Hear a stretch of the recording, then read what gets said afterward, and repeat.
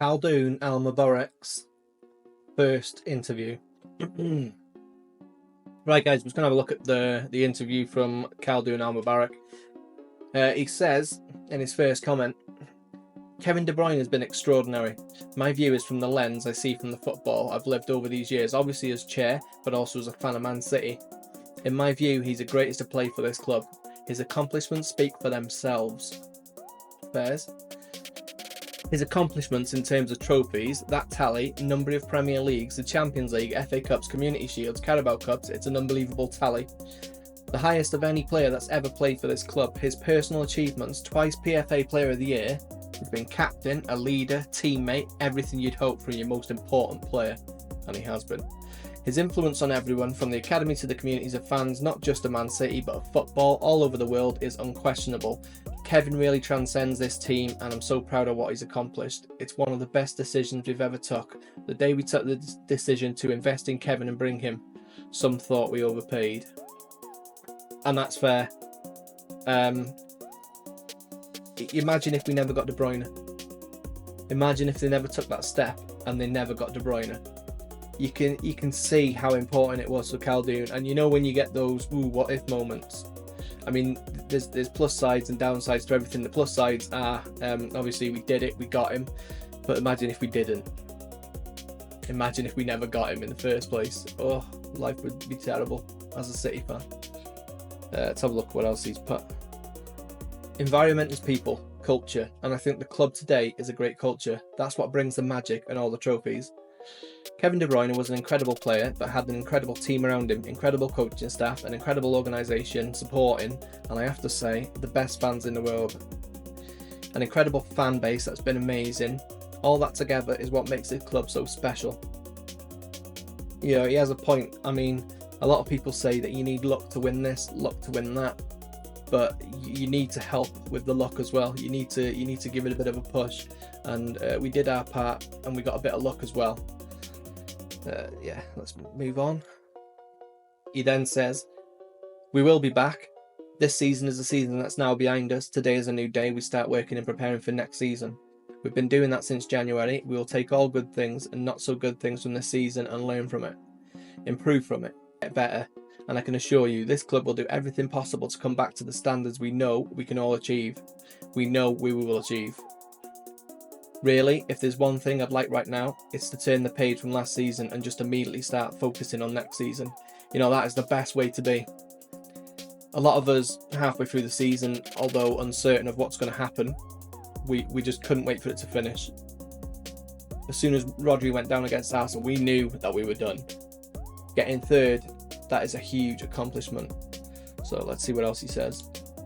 Everyone I saw after Fulham, all the players, they're excited about coming back. Nobody feels good about how we finished the season. They want to come back hungry. I can see the hunger. And that's good. From finishing third and the players still want more, that is good. These players want to come back to pre-season. Normally these players are off and starting to think about vacation. Honestly, every player I spoke to was telling me, we're coming back. We're ready to come back in 3 weeks. I was speaking to Rodri as an example. He's looking for games. Erling Haaland, I didn't want to go on vacation. He wanted to stay with the physios and prepare for next season. That's the attitude you want. That's why you see me so positive. We're going to come back strong with a lot of positivity. This is good. This is good. This is what you want to hear. I mean, it's all empty words if they don't follow through with it. But I trust. Khaldoon trusts. You know that these players tried. They just fell short. One of the problems was not having Rodri, and that is a board problem because there was no competent backup. Kovacic, look at his stats, he was phenomenal. He must have been playing out of his skin. He must have gone home at night and sat in the bath for 2 hours because he was run ragged.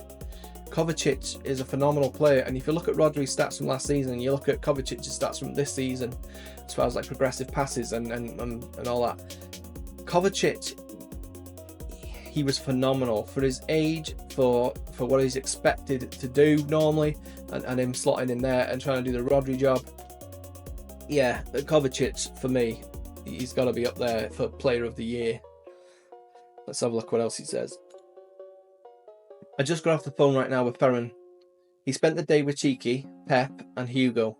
We finished yesterday our last game. Today we're working. Nobody's going on vacation yet. See, they're grafting, they're working, they're trying to get these signings in.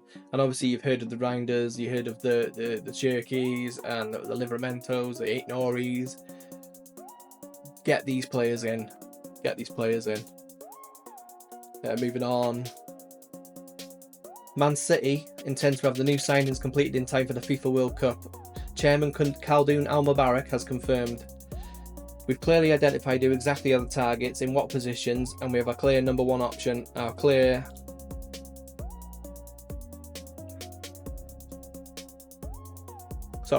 We've clearly identified who exactly are our targets, in what positions, and we have our clear number one options, our clear number two options. We'll go about our business. It'll be very clear, very swift. Our objective is to be ready with the new squad for the Club World Cup.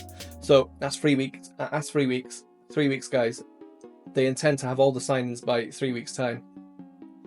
So, yeah, positive, very good news. He goes on to say, to end up where we've ended up is not anywhere near the aspirations we've had and the high bar we've set ourselves, but it's okay. It's a lot of lessons learned, experiences we'll never forget, a lot of challenges we've never dealt with personally, professionally over these last 17 years. The culmination of that is an experience that I believe will be invaluable for us going forward, and that's the exact way to be. Adapt, overcome, and it looks like Khaldoon's had a bit of a scare, and he don't want that again. That's what we need.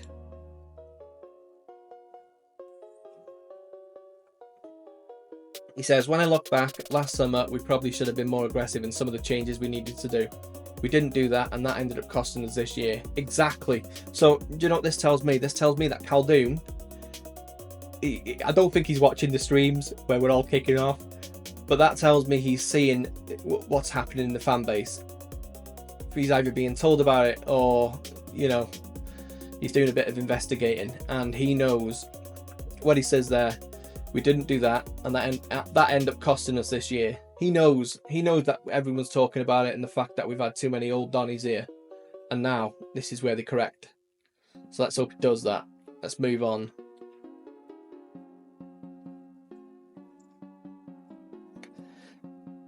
One thing we have with Pep, which is so fundamental, is one word: trust. We have trust. It goes both ways. I think he trusts us, trusts me, trusts the organisation, the club, and we trust him. That trust is what, in good times, allows you to keep winning. In tough times is the hardest, and that's where trust really shows up. What he's saying here is, till the end, Pep Guardiola ain't going anywhere, and they're all going to stick together, and they're all going to fight through it. And next season, hopefully we got our club back. Club World Cup, hopefully we got our club back. The Club World Cup is going to be pre-season pretty much, so this is where all the players are going to start melding and getting used to playing with each other. If we do bring in the Cherkeys and the Rounders and what have you, a prize pot of 100 million, that can't be bad either, can it? Then Khaldoon goes on to say about the criticism of Man City's transfer fee that they paid for Kevin De Bruyne in 2015. It's one of the best memes out there, huh? It is, because it's a pie in the face. It's a haha, fuck you. And, you know, our club did that. Kevin De Bruyne's transfer fee, I would pay triple that for him. I would pay, if I could go back now and know that we'd win everything we won with Kevin De Bruyne, I'd pay 180 million for him. I would.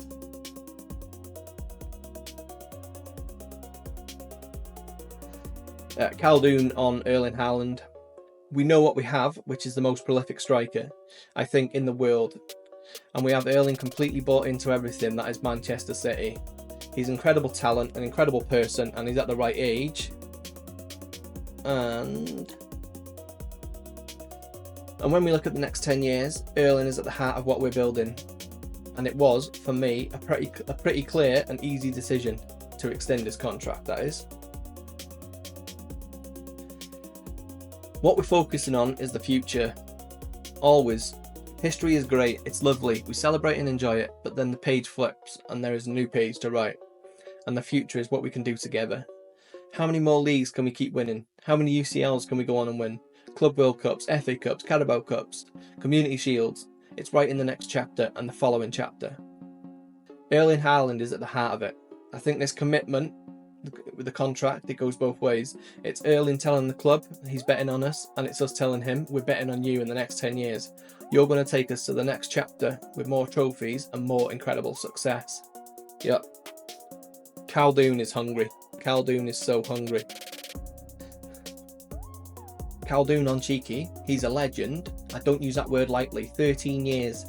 What Cheeky's accomplished is integral in the success of this club, every part. Having an effective football director requires a particular style, vision, approach, and if you go into the Oxford Dictionary and search for football director, I think the image and picture of Cheeky should be the image that appears. He's a personification of an incredible football director in everything he's done, everything he's accomplished, the way he does it. And I look at 13 years he's given to the club, the trophies speak for themselves. His role and handprint is in every one of these trophies.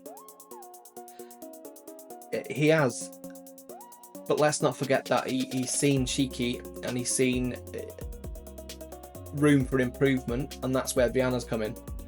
So Hugo is the future, and what he's saying is Cheeky, although the past has been an integral part of everything that we've done so far, it's time to move on. He's saying he ain't resting on his laurels, and Viana is the future, and the future is now.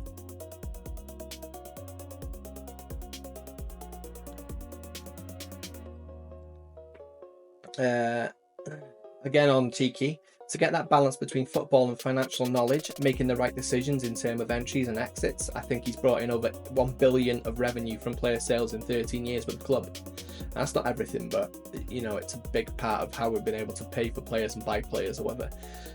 Then he's rebuilt multiple squads, and even his role now in the latest iteration of the work he's done in January. The work he's doing now with Hugo this summer is a testament to his professionalism. I'm always a big fan of managed transitions, keeping talent as long as physically possible, then managing the transition in the most effective way. I'm very proud of how the club, has handled this transition by agreeing with him in every timely manner over these last months, so it's going to be as smooth a transition as it's going to get. That's good. That's basically saying we're going to try and limit the amount of transition time between the old squad and the new squad. They started on that in January, and this window now is probably going to be the final parts. We'll probably need 1 or 2 players in the next window just to polish up. Then he goes on to talk about Rodri. We should be so proud of this club to have finally a Ballon d'Or winner in Rodri. We've had at least, I'd say, 3 players that had a very great shot at it. Erling Haaland, Kevin De Bruyne, and I'd argue Sergio Aguero. And finally, Rodri gets a Ballon d'Or, and he was deservedly the winner. Then he says, Rodri, beyond the Ballon d'Or, is such an important player in every possible way. On and off the pitch, he was a huge miss, a massive miss, but credit to him, he's been a top professional. The surgery first, then therapy, weeks and weeks of difficult recovery. Hard on every player. Some are good, recover well, others not so well. Some fast, some slow. Players are humans. Everybody's different. Rodri was top notch. Trained, recovered hard, very disciplined, wanted to be on the pitch as soon as physically possible. And you could see that in Rodri. He wanted to be, you know, he was at the games, and you could see he was itching to get on that pitch. Even a half fit Rodri, I think he would have jumped on that pitch given the chance. He says, but we have to be careful. Doctors and physios have to be comfortable. We're thinking of Rodri for the long term, for his career, and make sure we play it safe. He's now fully fit and ready, and I have no doubt Rodri is going to come back to the heights of the Ballon d'Or year and more. I'm so excited. Alright, that's it. That concludes the first part of his interview. He does go on to talk about the academy and whatnot. That isn't included in the updates on City Extra. I believe there will be another part, but if there is, I will do a video to it. Like the video, subscribe to the channel, follow him on all the socials, and let me know, empty promises or is the ball going to cook? Get in the comments, let me know, and I'll see you next time. Bye bye.